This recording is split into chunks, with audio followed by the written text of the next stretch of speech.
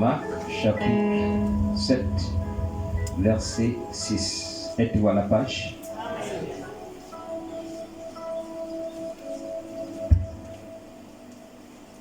Lisons la parole. Jésus leur répondit, hypocrite, Isaïe a bien prophétisé sur vous, ainsi qu'il est écrit, ce peuple m'honore des lèvres, mais son cœur est éloigné de moi. C'est en vain qu'il m'honore, en donnant des préceptes qui sont des commandements d'hommes. Vous abandonnez le commandement de Dieu et vous observez la tradition des hommes. Il leur dit encore, vous anéantissez fort bien le commandement de Dieu pour garder votre tradition. Que le Seigneur bénisse sa parole. Nous allons prier. Seigneur Dieu, je ne suis pas digne d'être là, Seigneur, car je suis rempli d'erreurs. C'est toi le véritable pasteur de l'église. Je te prie, viens parler à ton peuple. Enlève ma pensée. Permets, Seigneur, que la parole trouve des cœurs fertiles et que personne ne parte ici comme elle est venue. Que le Saint-Esprit accorde à chacun selon ce qu'il désire. Plusieurs sont venus malades, d'autres sont possédés, d'autres sont envoûtés, d'autres ont des difficultés. Tu les connais tous. Je t'en supplie, exauce leurs prières, pardonne leurs péchés, délivre leur corps, au nom du Seigneur Jésus. Seigneur, ce matin, ils auraient pu aller pour la parole dans d'autres églises. Ils ont accepté de venir ici. Je te prie, Seigneur, montre-leur que tu es ici. Montre-leur que tu ne changes pas. Que tu es hier, aujourd'hui et pour toujours. Bénis toute l'église et prends le contrôle de l'église de la chair jusqu'au dernier mot. Nous avons ainsi prié et demandé au nom du Seigneur Jésus. Amen. Veuillez vous asseoir. Les techniciens, s'il vous plaît, arrangez-moi les micros. Arrangez-moi les micros. Un micro stable.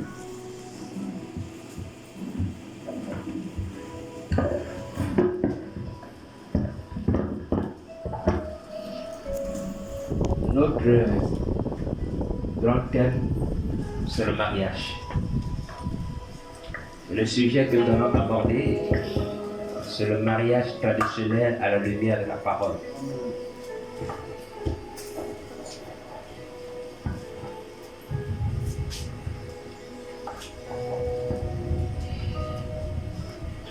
J'aimerais que l'Église soit connectée à moi.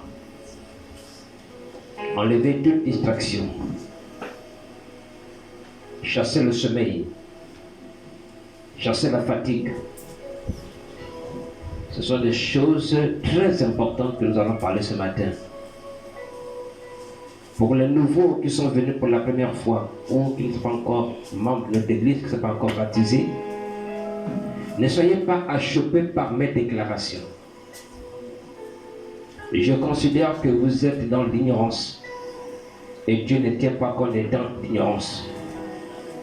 Ceux qui ont leur petite amie, ceux qui ont le père de leurs enfants, ceux qui sont au foyer sans être mariés, ne soyez pas achoppés.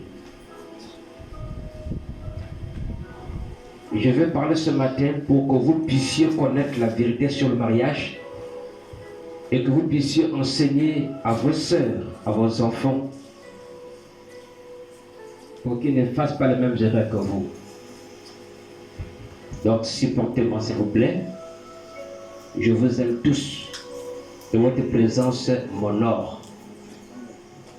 Mais j'ai le devoir de vous dire la vérité, rien que la vérité. Je répondrai devant Dieu de tout ce que j'ai dit. Et je préfère que vous puissiez m'aimer en disant la vérité au lieu d'être un hypocrite. Est-ce que l'Église me suit très bien? Amen. Je suis content de vous voir tous. Même toutes les personnes rétrogrades qui reviennent à l'Église. Je suis content de vous. Dieu connaît vos vies. Dieu n'est pas surpris par vos erreurs. Il savait que tout au long de votre vie, vous commettez des erreurs. Il savait cela. Que vous devez faire des enfants en dehors de mariage. Il le savait. Il n'y a rien qui le surprend. Mais tout ce que Dieu fait a un but. Amen. Cela permet que tu passes par telle situation, c'est pour un but.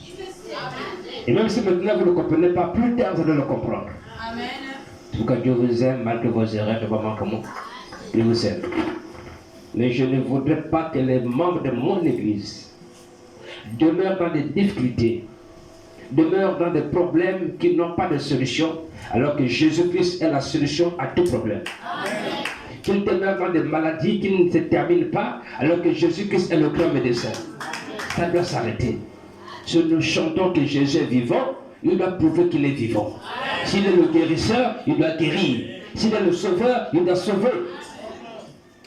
S'il est Jéhovah Jireh, il doit pouvoir. Amen. Alléluia. C'est pourquoi vous devez vous révolutionner et sortir de la négativité, sortir du doute et faire totalement confiance en Dieu. Amen. Alléluia. Amen. Nous allons parler sur le mariage comme thème, et le sujet, c'est le mariage traditionnel à la lumière de la parole. Pourquoi j'ai pris ce sujet?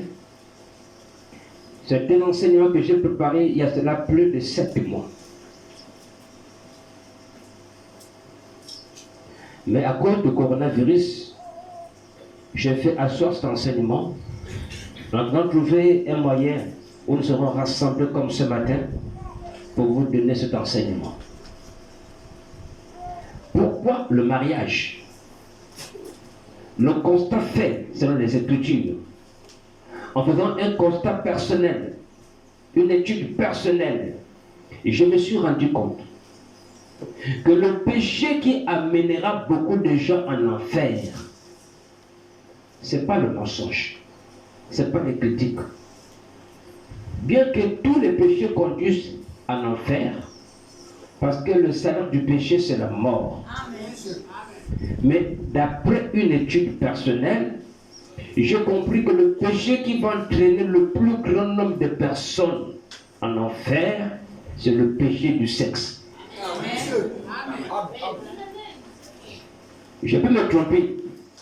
C'est l'étude que j'ai faite, moi seul. Mais, quand j'essaie de regarder, le sexe va amener beaucoup de gens en enfer.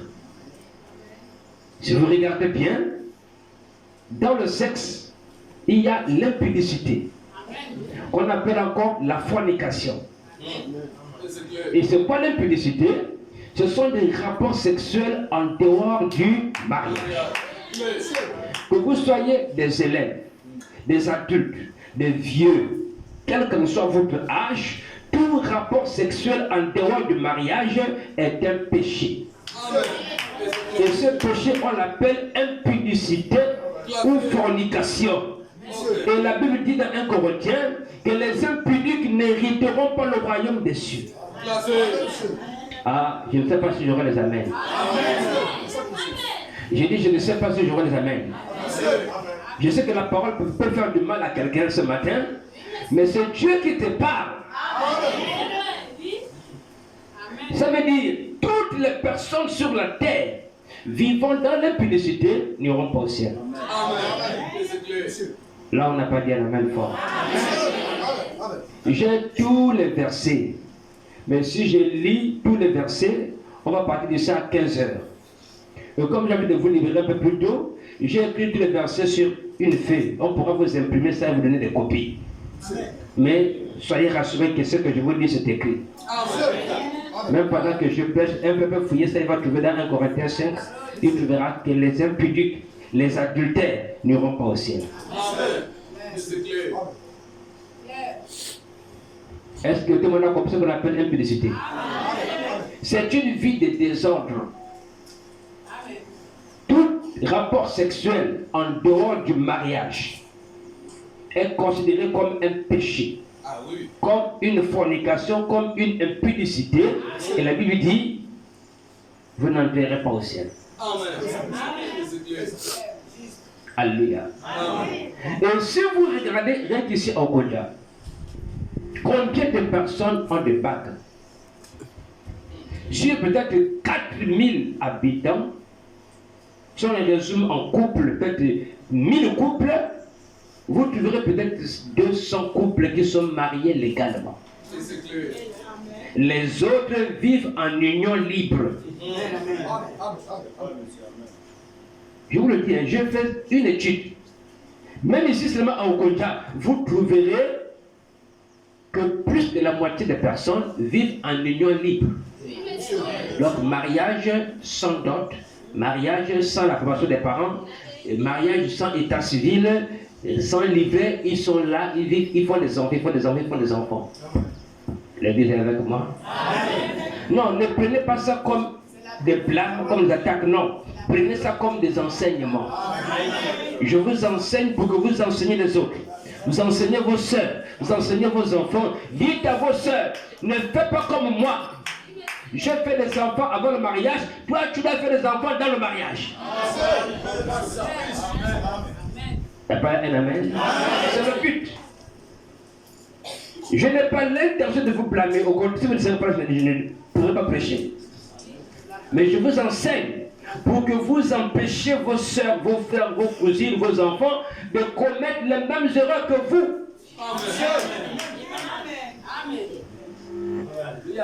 Amen. Donc, l'impudicité, c'est rattaché au sexe. Ça conduit les gens à l'enfer. Si seulement au côté on dit qu'ils seront enlevés, si on passe seulement de côté du mariage, s'il y a 4000 personnes, peut-être que 3000 vont partir en enfer à cause du problème du mariage. Après l'impudicité, vous avez l'adultère. L'adultère, il y en a ici pleinement au Conja. Les personnes qui ne peuvent pas se contenir avec une seule femme. Je ne sais pas s'ils ont trouvé des femmes qui ont 3 seins. Quand je me mariais, ma grand-mère me disait, mon fils, mon petit-fils, tu veux de te marier. La femme, c'est pareil. Il n'y a pas de femmes qui ont des seins ou deux. Il n'y a pas de femmes qui ont 3 seins. Ce que tu cherches ailleurs, tu trouves ça chez ta femme. Garde la vie d'autrui, ne va pas chercher une copine ailleurs. Mais les païens vous diront, tous les jours, manger la même nourriture, tous les jours, manger la même nourriture. Ah bon? Tous les jours, on peut manger la même nourriture, on varie les sauces. On varie la préparation. J'espère que les grands sont spirituels. Là, nous sommes dans la cour des grands. Les enfants ferment un peu les oreilles. Tu n'as pas besoin d'aller chercher des faits meilleurs qu'ailleurs. Non, tes faits meilleurs que là, tu peux changer. Tu peux les griller, tu peux les sauter. Il y a plusieurs manières de faire. Le poulet, on mange tous les jours, mais on ne se plaint pas. Je dois manger sauté, je mange fumé, après on mange grillé. Et il y a plusieurs manières de changer de préparation. L'église me suit. Mais nous trouvons des personnes, des femmes comme des hommes, qui ne sont pas satisfaits avec un seul homme. On ne sait pas ce qu'ils cherchent. C'est toujours le sexe. Vous regardez encore la masturbation. C'est la suite.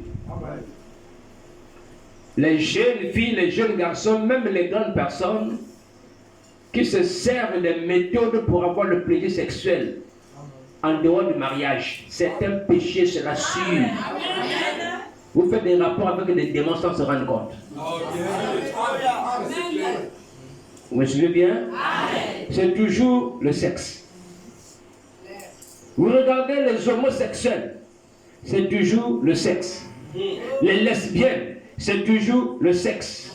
La convoitise, c'est toujours le sexe. Donc quand je fais ce résumé, j'ai compris que l'adultère, l'impudicité, l'homosexuel, lesbienne, masturbation, convoitise, tout ça c'est rattaché au sexe. Et quand vous trouvez combien de personnes sont des homosexuels, combien de femmes sont des lesbiennes, combien sont des adultères, il y a plus de la population de gens dans ce péché. Alors je me suis dit, j'avais une conclusion pour dire, le péché du sexe va conduire beaucoup de gens en enfer.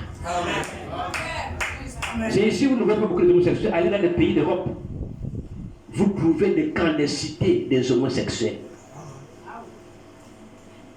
Tout droit en enfer. Lisez Romains chapitre 1.